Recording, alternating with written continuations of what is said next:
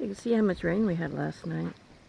This is the 25th of March, and we had some big storms.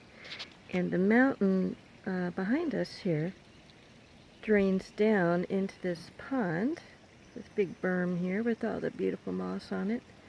Then that overflows as much as it needs to. We got about 3 or 4 creeks that converge down on this little creek here. And I just love the sound of the water. And everything's draining really well. Nick worked real hard on that all last summer. If you look in the distance, just the view changes every few seconds with the shadows on the mountains. And that's why my tapestries are going to pretty much just be the view.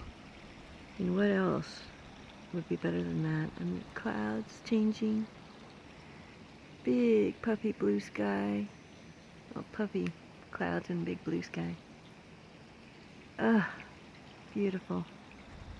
The whole world's been scrubbed clean. We got a cool breeze gusting along. Just gorgeous.